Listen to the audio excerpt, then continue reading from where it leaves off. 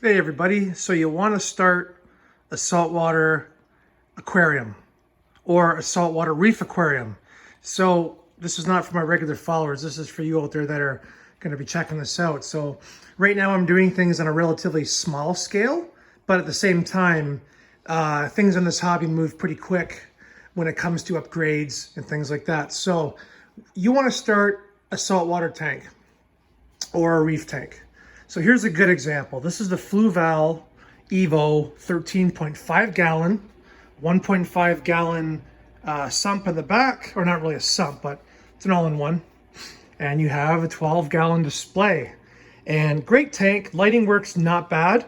I have pulsing xenia and I have hydrophora, GSP, acans, hammers, mushrooms, Duncans, Zoas, and SPS. Stellata. So I have a little bit of everything. This light is not necessarily the greatest, but anyway, so you want to start a tank. Well, this is a great tank to start with. It's $200 for the tank, plus you have to buy heater and other things. Now this tank has an upgrade. You don't have to do this. So we're just going to do the fundamentals, the basic fundamentals here, okay? We're not going to talk about upgrades. So $200 plus a heater, you're rocking and rolling. Then you got to buy some live rock and some sand. So about 300 bucks, you'll have everything that you need. And of course, you have to cycle the aquarium, just like you would a freshwater aquarium. I kickstarted it with some stability by Seachem, and obviously the live rock helps with die-off and things like that when you put it in there. I also kind of threw some food in once in a while to decay. Anyway, that's the basics. But when you're going to do a saltwater aquarium, especially with coral, even if it's generic basic coral, there's something that you need. And this is something I just invested in a while ago because I was too lazy and cheap. So this is the heart. This is going to be the heart of the saltwater aquarium in the furnace room. Reverse osmosis. This is a 5-stage system. 4 down there, 1 there. That's the reverse osmosis membrane. And I have it plumbed so that the wastewater goes into my sump. Blue line is the good stuff. There's the line going in. So 0 TDS water is what you want to shoot for, total dissolved solids. All of those solids that come from my well or from your city tap water can cause issues, algae, cyanobacteria, all kinds of stuff. So it's not really a big deal if you want to do a fish only tank, but if you want to do a reef tank, you need to have RO water. So here's what happens with this hobby. You start off with something like this, and you go, oh, this is great. I got a reef, I got coral, and then you realize, oh shoot, I put some coral in here or a snail or a crab and it had disease on it. And that disease killed my fish because it had velvet or ick or something like that, which I had earlier this year. But this has been a quarantine system. It had gone fallow for 3 months. Everything in this tank is perfectly healthy, doing great. So what do you want to do? Here's what you have to do. So this is my frag quarantine system. So when I go out and I buy a new coral frag or a hermit crab or whatever it is, it goes in this tank. Now, the problem is this. Every time you add something new, 1 crab, 1 snail, 1 frag, it starts the quarantine system all over again. This tank has no medicine in it because it has coral, but it has to go relatively almost 3 months. Usually they say 76 days is the fallow period that you run for ick to die off. Now, the damsels that are in here, they're actually a cheap fish, and they're a great fish to have in a frag tank like this because they're cheap, they're hardy, and if there is any disease, anything that's going to happen, you're going to see it on these guys, and you're going to say, well, that's not fair. Why would you use these guys for disease? Well, I'm not. These guys are in good shape. Everything's great. I also have a hospital tank if I need be to treat them with copper, and I'll show that in a second. So frag tank. A lot of people get into reef systems want to have a frag tank. It's just natural with the hobby. You want to culture stuff. You want to grow some corals out. The tank's a little foggy today, guys. I'm sorry about that. A little bit of a bacteria bloom going on. I added this new piece of live rock the other day, so it's causing some issues. No big deal. Everybody's doing great. But anyway, so this damsel, awesome, by the way. This guy, I thought it was going to be a dick. He's actually a model citizen. These azure damsels, they're fantastic. Great frag tank fish. They help to keep up with little bugs and things like that. They'll eat them. So was Flo here, wherever the fact Flo just went. Flo from Finding Nemo. That's why we got this guy. There he is. Yeah, prick. Total prick. Anyway, $300 AI Prime, Aqualuminations, newest technology, cell phone controlled light.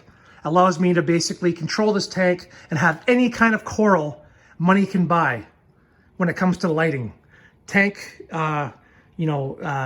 chemicals, that's a whole different story. So you want to have coral, well, you got to be prepared. Welcome to this crazy mess on my bar top here. We have copper, liquid copper. That's if the fish get sick. We have all kinds of different foods. Coral dip, you need to have this. Every time you buy a coral, you need to dip it. And the chemicals in here will rid the coral of any bugs, pests, starfish, you name it, they'll come right off. Gotta have that. Test kits. Alkalinity is very important. And here is the API kit. pH, ammonium nitrate, nitrate. I've got copper as well. If you're gonna dose something in your tanks, you need to have a test kit to let you know how much is in there and what's going on. Phytoplankton and iodide. It's crazy. I just started dosing iodide yesterday, and there's a zoa in here that hadn't opened since I bought it a week ago. And look at that. All open. Beautiful. So that experiment worked great. So maybe I don't have enough iodine in my system. But anyway, have all kinds of stuff. There's hundreds of dollars worth of chemicals here that you need if you want to do it right. You can get by with the bare minimum. If you have tap water and you're not using RODI, you put this prime in there and it concentrated conditioner for fresh, detoxifies ammonium nitrate, nitrate, removes chlorine. So that's all you need for that. But if you want to do things on a large scale, you got to do your homework. You have to research, go on reef to reef, those forums before you buy certain fish. You have to know what you're doing. Like these two clownfish, peas in a pod, probably someday they'll become male, female. They've been together since the day I put them together. I love them to death. Violet right there, semi-aggressive fish, but he has his little cave, loves it, does not bother the clownfish. He's a beautiful fish. Everybody gets along. Corals are all doing well. Obviously, damsels are a great fish for a frag tank. You don't want to put this guy right here in my other tank. He will boss around everybody. He's a total prick. You don't want to do that. So, what happens if you bring a new fish in and you got to quarantine? Very important with saltwater fish, guys. You need to quarantine them. If you just go to a store, buy fish, throw in a tank, which I've done before, guess what? Sometimes you're not always lucky. That fish will give disease and kill everything. I lost $250 worth of fish. So, I have a small hospital tank in my little bird room here. Mind the noise of the birds, okay? They're gonna be noisy. There they are right there. So, okay, this is a hospital tank. It's a 5-gallon. You can get these at a store. $50 will get you a hood, tank. Obviously, I buy my own heater, and I actually, and I upgraded the pump to an AquaClear Mini. Something a little bit better, something that I can control the filter media better with. Anyway, there's my little boys right there. 3 chromis. There's actually 3. The other one's hiding. So I just got these guys a couple days ago. They're really scared of me still, so they like to hide in that corner. But they are all eating really, really well. So this tank's got copper in it. I monitor it. There's nothing in here for bacteria to cycle. So you have to be careful for ammonia, and you got to change the water every week, every 3 to 4 days, depending on your bioload, how many fish you have in there. But these guys are small. They're doing great.